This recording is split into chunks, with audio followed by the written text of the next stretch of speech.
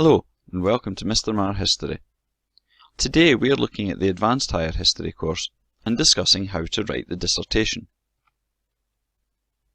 Let's discuss in simple terms what's involved in the Advanced Higher History dissertation.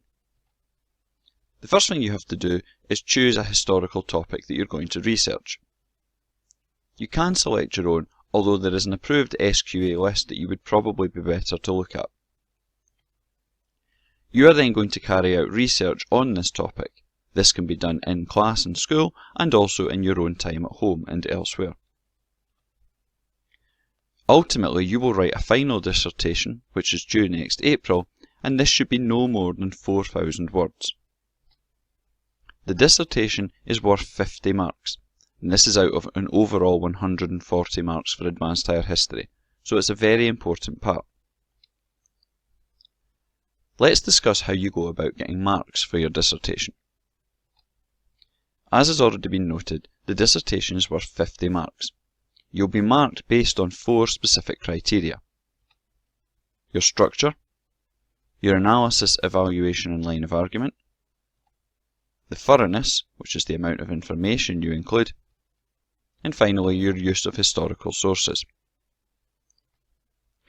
To get good structure marks, you are looking to do the following. 1.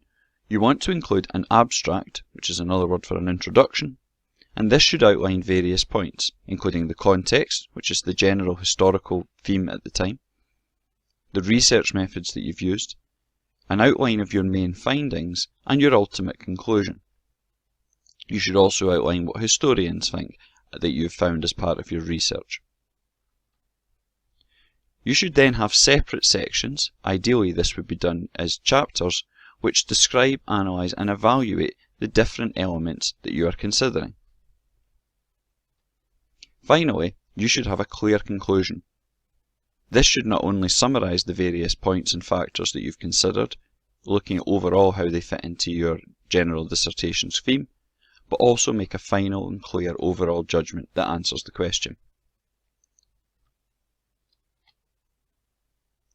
For analysis, evaluation and line of argument, this is what you have to do to get the best marks. Firstly, you need a regular explanation of the relevance of each factor based on your overall question. For example, if you are considering the most important cause of an event, you may have identified 3 specific causes to consider. As you describe each of these issues, you should be ensuring that you link back to the question explaining why this evidence shows that it is, or perhaps is not relevant. You should also, in terms of evaluation, include mini conclusions at the end of each chapter. This is where you would make an overall judgment on that factor.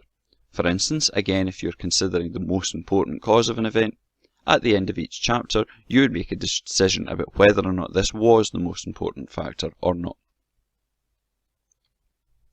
In terms of thoroughness, this is what you have to do to get good marks.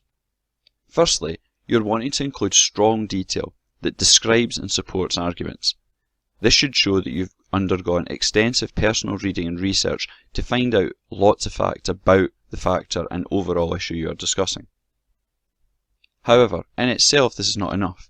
You must ensure that this evidence is then analysed and evaluated, whereby you show why it's relevant rather than just writing a descriptive essay. Finally, you'll be judged on your use of historical sources. This means doing the following. Firstly, you should include various historians' opinions, showing what more experienced people than yourselves have considered based on their own research. In an ideal world, you should include reasons for these views rather than simply give the standalone opinion, considering the research that the historian carried out. A very good point to do is to engage in comparison, rather than simply give the fact, to show that different historians have looked at an issue and either have reached a consensus, meaning they agree, or perhaps considering why they've gone for different possible answers. You also must reference and use analysis for at least one primary source, but ideally you should be really doing more than this, as this is an important part of historical research. Let's consider then how you go about choosing a topic for your dissertation.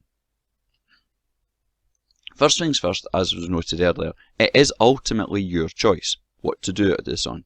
However, it would seem sensible to choose one of the topics that are suggested by the SQA. What you'd certainly want to do is choose a topic that interests you. It will make it much easier for you to do well and engage in the research if you have a genuine interest in finding out more about the topic. It's also important that you don't choose a topic if you really don't understand what it means or involves.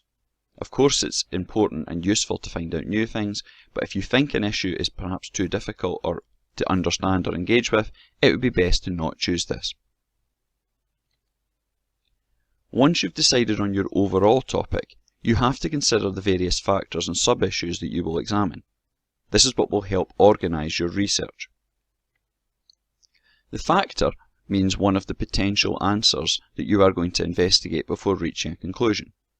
Again, if you are considering the most important cause of an event, the factor would be when you consider the potential causes of a particular event. The sub-issue are the individual issues that you will then consider for each factor. Again, this is the sorts of things you'll be looking for when you carry out the research. Let's look at an example of what this means.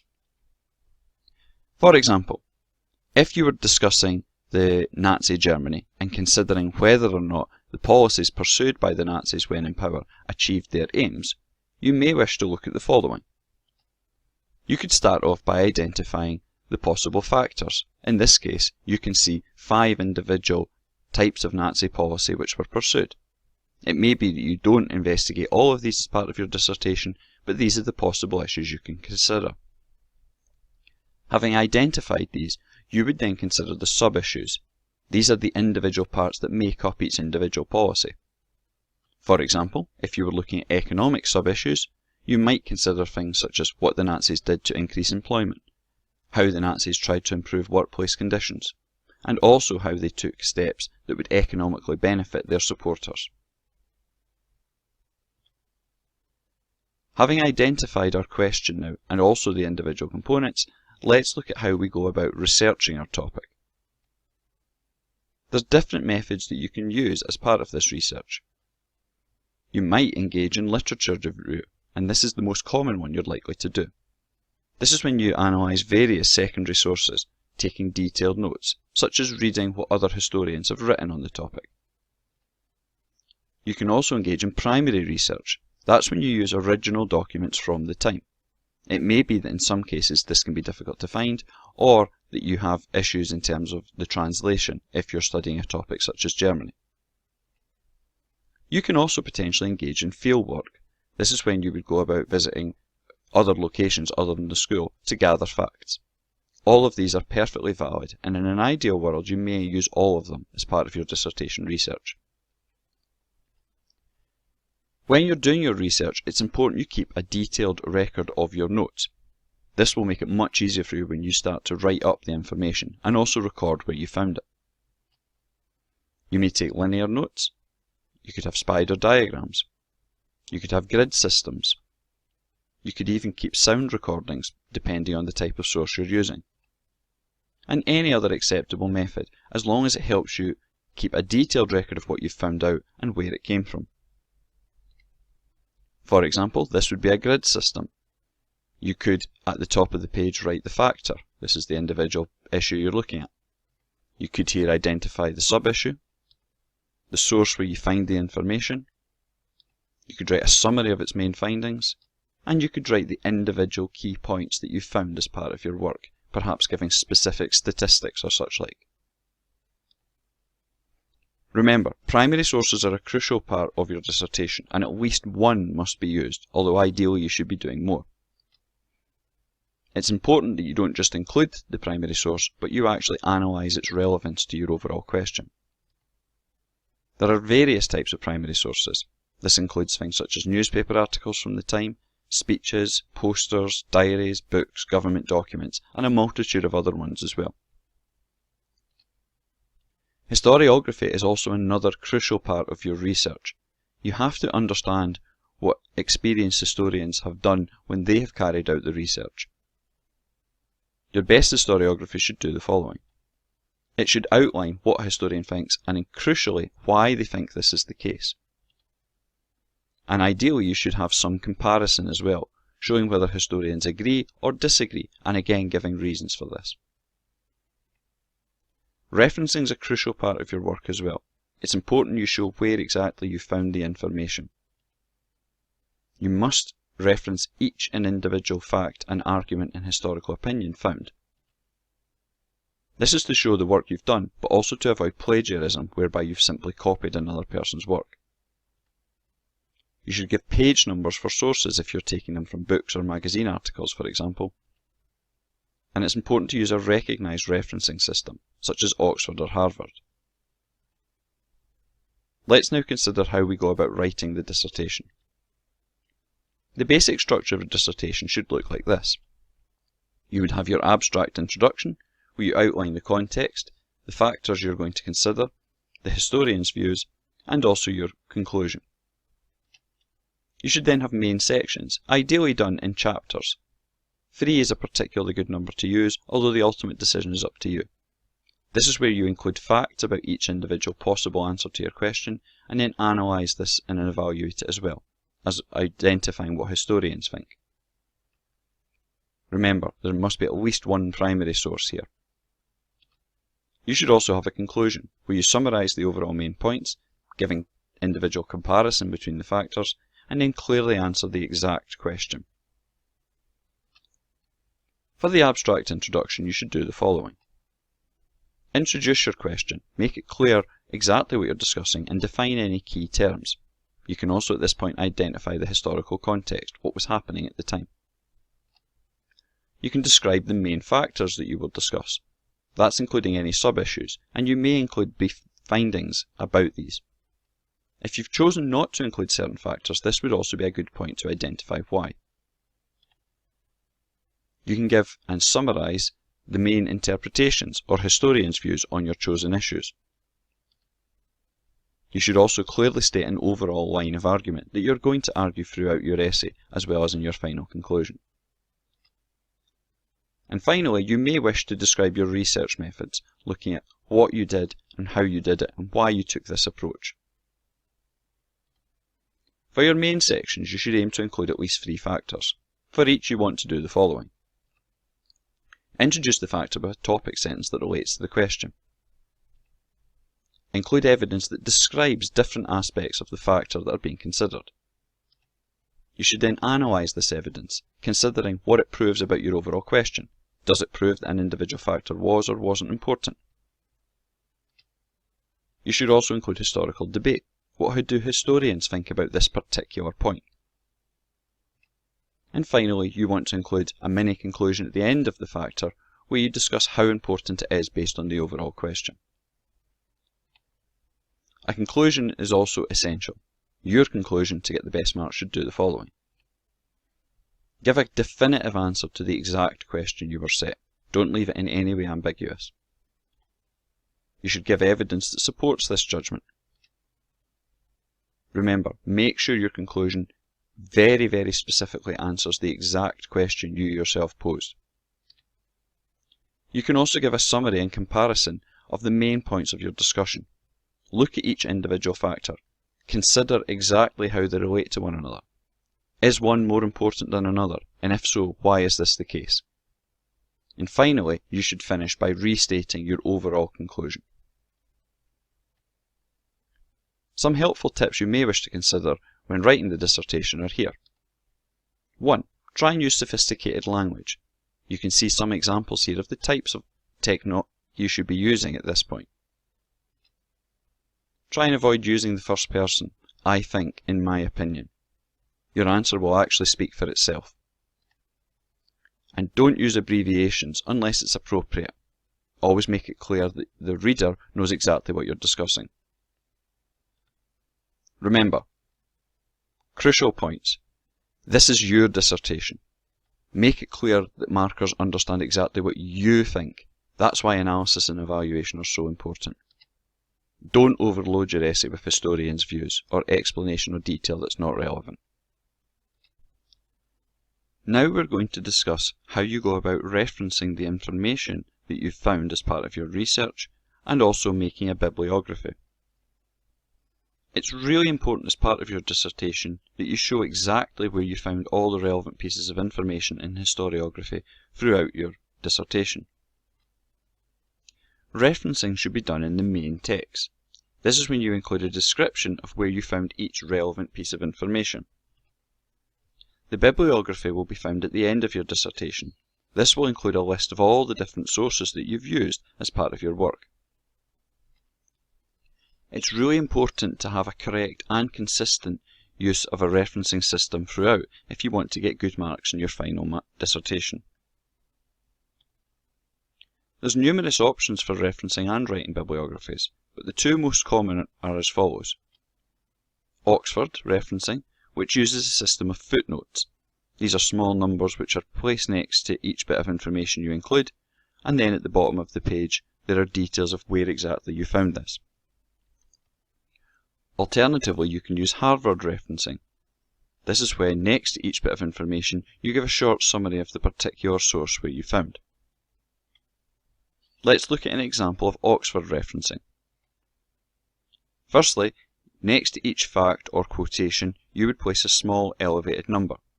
If you're using Microsoft Word, you simply go to the Add Footnote option, which is in the References section.